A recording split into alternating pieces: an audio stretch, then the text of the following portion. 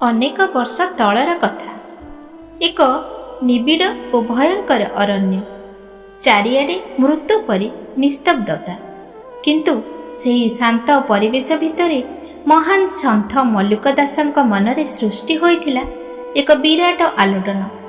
ସେ ପ୍ରକୃତିକୁ ଚାହିଁଲେ ଏବଂ ଦେଖିଲେ ଯେ ପଶୁପକ୍ଷୀମାନେ କୌଣସି ଚାକିରି କିମ୍ବା ବ୍ୟବସାୟ କରନ୍ତି ନାହିଁ, ତଥାପି ସେମାନେ କେବେ ତ ଭୋକିଲା ଶୁଅନ୍ତି ନାହିଁ।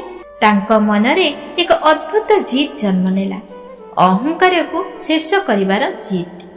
ସେ ଭାବିଲେ, ଆମେ ମଣିଷମାନେ ଗର୍ବ କରୁ ଯେ ଆମେ ରୋଜଗାର କରୁଛୁ ବୋଲି ବଞ୍ଚିଛୁ, କିନ୍ତୁ ଯଦି ପରମାତ୍ମା ପ୍ରକୃତରେ ସମସ୍ତଙ୍କର ପାଳନକର୍ତ୍ତା, ତେବେ ସେ କ'ଣ ମୋତେ ଏହି ନିର୍ଜନ ଜଙ୍ଗଲରେ ବି ଖୋଜି ପାଇବେ?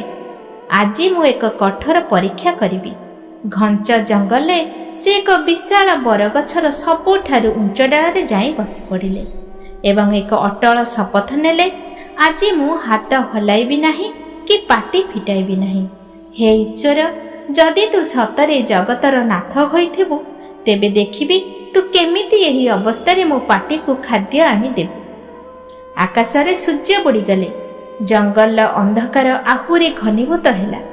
ଭୋକରେ ମଲ୍ଲିକ ଦାସଙ୍କ ଶରୀର ଥରିବାକୁ ଲାଗିଲା, କିନ୍ତୁ ତାଙ୍କର ସଂକଳ୍ପ ହିମାଳୟ ପରି ଅଟଳ ଥିଲା। ହଠାତ୍ ସେହି ନିସ୍ତବ୍ଧତା ଭାଙ୍ଗିଗଲା। ଘୋଡ଼ାମାନଙ୍କର ଟାପୁ ଶବ୍ଦରେ ଜଙ୍ଗଲ ପ୍ରକମ୍ପିତ ହେଲା। ଜଣେ ରାଜା ନିଜର ବିଶାଳ ପଟୁଆର ସହ ସେଠାରେ ଆସି ପହଞ୍ଚିଲେ। ସେହି ବରଗଛ ତଳେ ରାଜାଙ୍କ ବିଶ୍ରାମ ପାଇଁ ତମ୍ବୁ ପଡ଼ିଲା। ସୁନା ରୂପା ଥାଳିରେ ସୁବାସିତ 56 ଭୋଗ ସଜା ହେଲା। ରାଜା ଖାଇବାକୁ ବସିବା ପୂର୍ବରୁ ଗୁପ୍ତଚର ଦୌଡ଼ି ଆସି ଖବର ଦେଲା, ମହାରାଜ ପ୍ରାଣ ବଞ୍ଚାନ୍ତୁ, ଚାରିପଟୁ ଏକ ବିରାଟ ଏବଂ ନିର୍ଦ୍ଦୟ ଡକାୟତ ଦଳ ଆମକୁ ଘେରିଗଲେଣି। ତାଙ୍କ ସଂଖ୍ୟା ଆମ ସଂଖ୍ୟାଠାରୁ ବହୁତ ଅଧିକ। ସେମାନଙ୍କୁ ଆମେ ପରାସ୍ତ କରିପାରିବା ନାହିଁ। ମୃତ୍ୟୁ ଭୟରେ ରାଜା ଓ ତାଙ୍କ ସୈନ୍ୟବାହିନୀ ଖାଦ୍ୟପେୟ ସବୁ ସେମିତି ଛାଡ଼ିଦେଇ ପ୍ରାଣ ବିକଳରେ ସେଠାରୁ ଫେରାର ହୋଇଗଲେ। କିଛି କ୍ଷଣ ପରେ ଝଡ଼ ଭରି ମାଡ଼ି ଆସିଲେ କାଳରୂପୀ ଡକାୟତମାନେ। ସେମାନଙ୍କ ହାତରେ ଚକଚକ କରୁଥିଲା ରକ୍ତଭିଜା ଖଣ୍ଡା। ଜଙ୍ଗଲ ମଝିରେ ଏତେ ମୂଲ୍ୟବାନ ବାସନ ଏବଂ ସୁସ୍ୱାଦୁ ଖାଦ୍ୟ ଦେଖି ସେମାନଙ୍କ ପାଦ ଅଟକିଗଲା। ଡକାୟତ ସର୍ଦ୍ଦାର ଗର୍ଜନ କରି ଉଠିଲା, ଖବରଦାର, କେହି ଏହି ଖାଦ୍ୟକୁ ଛୁଇଁବ ନାହିଁ। ଏହା ଏକ ଭୟଙ୍କର ଷଡ଼ଯନ୍ତ୍ର। ରାଜା ନିଶ୍ଚୟ ଏଥିରେ ହଳାହଳ ବିଷ ମିଶାଇଛନ୍ତି, ଯାହାକୁ ଖାଇ ଆମେ ଛଟପଟ ହୋଇ ମରିଯିବା। ହଠାତ୍ ଜଣେ ଡକାୟତର ନଜର ଗଛ ଉପରେ ପଡ଼ିଲା। ସେମାନେ ଗଛ ଉପରୁ ମଲ୍ଲିକ ଦାସଙ୍କୁ ଟାଣି ଆଣି ତଳେ ପକାଇଦେଲେ। ସର୍ଦ୍ଦାର ତାଙ୍କ ବେକରେ ଶାଣିତ ଖଣ୍ଡା ଲଗାଇ ଚିତ୍କାର କଲା, ଏ ଚକ୍ରାନ୍ତକାରୀ, ଏହି ଖାଦ୍ୟରେ ବିଷ ମିଶିଛି ନା? ଏବେ ତୁ ହିଁ ଏହାକୁ ପ୍ରଥମେ ଖାଇବୁ। ଯଦି ପାଟି ବନ୍ଦ କଲୁ, ଏହି ମୁହୂର୍ତ୍ତରେ ତୋ ମୁଣ୍ଡ ଶରୀରରୁ ଅଲଗା କରିଦେବୁ। ମଲ୍ଲିକ ଦାସ ତ ସମ୍ପୂର୍ଣ୍ଣ ଶାନ୍ତ ଥିଲେ।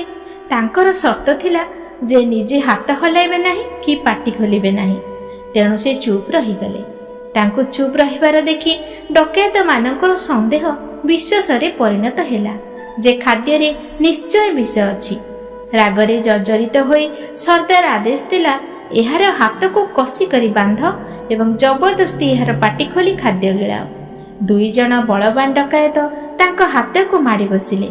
ଜଣେ ତାଙ୍କ ପାଟିକୁ ଟାଣି ଆଣିଲା ଓ ଅନ୍ୟ ଜଣେ ସେହି ସୁସ୍ୱାଦୁ 56 ଭୋଗକୁ ତାଙ୍କ ପାଟିରେ ବଳପୂର୍ବକ ଭର୍ତ୍ତି କରିବାକୁ ଲାଗିଲା।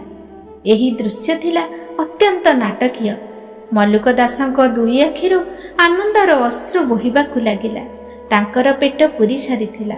ସେ ମନେ ମନେ ଉପରକୁ ଚାହିଁ କହିଲେ, କି ଅଦ୍ଭୁତ ତୋର ଲୀଳା ପ୍ରଭୁ! ମୁଁ ହାତ ହଲାଇଲି ନାହିଁ, ତେଣୁ ତୁ ଡକାୟତଙ୍କୁ ମୋ ହାତ ଧରାଇଲୁ। ମୁଁ ପାଟି ଖୋଲିଲି ନାହିଁ, ତେଣୁ ତୁ ମୃତ୍ୟୁର ଭୟ ଦେଖାଇ ମୋ ପାଟି ଖୋଲାଇ ଦେଲୁ।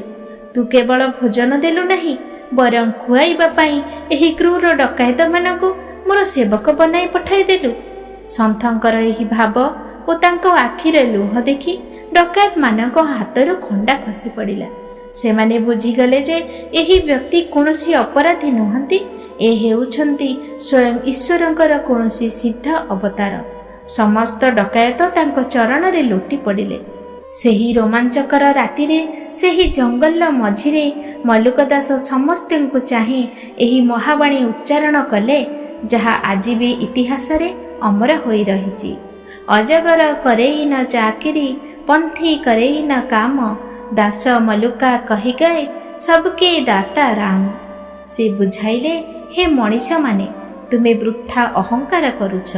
देख, एक विशाल अजगर साप निजर पेट पोषिबा पाई काहार पाखरे गुलामी बा चाकरी करे नाही।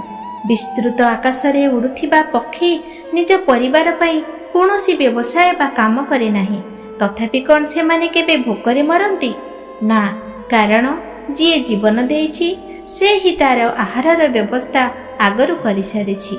समग्र सृष्टिर एकमात्र दाता हेउछन्ति सेही परमेश्वर।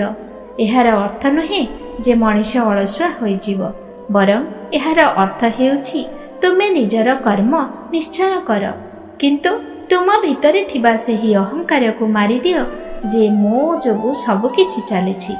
जेउ दिन तुमे तुमर समस्त अहंकार त्याग करी संपूर्ण भावे ईश्वरଙ୍କ शरणापन्न होइजिव, ସେହି दिन स्वयं भगवान तुमर समस्त दायित्व निज मुंड को नहीं जिवे, ठीक जेमिति आज राति रे मो पाई नेले।